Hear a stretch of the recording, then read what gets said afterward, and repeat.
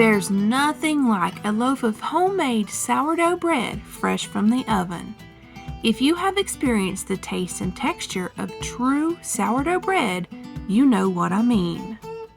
Sourdough success didn't always happen in my kitchen, but through my journey and perseverance, I kept at it and now understand the temperature sensitivities, the proofing times, and how important it is to have a strong sourdough starter. Once you settle into a routine, you will find ways to incorporate sourdough into your everyday cooking. Yet, there are circumstances when you may need to put your sourdough starter to sleep. Being on the ketogenic diet, I have had to put my sourdough journey on hold.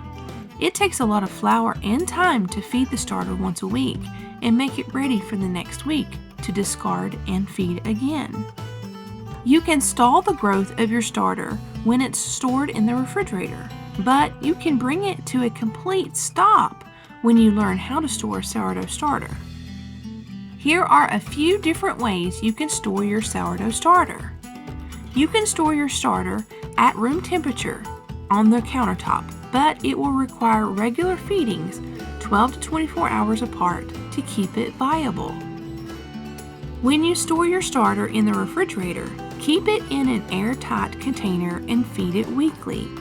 The starter will be sluggish when revitalizing and may form a gray or brown liquid on the top called a hooch. It will also look inactive. Each week, take it out, give it a good stir, and feed it. It can last for years. Just give it a little TLC. Drying the starter and storing it in an airtight container with an oxygen absorber will keep it for months and even up to a year or more. I've even heard of people drying their starter and storing it in the freezer to prolong the shelf life.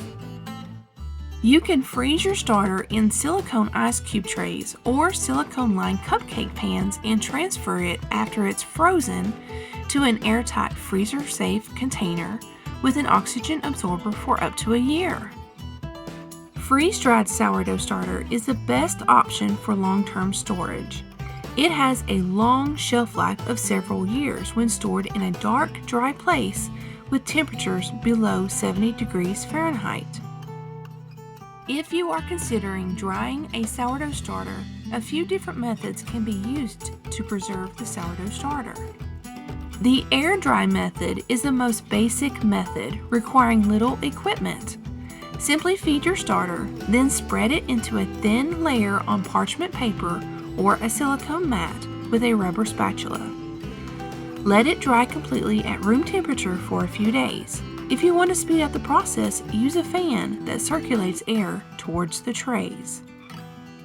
Using a dehydrator will help speed up the process.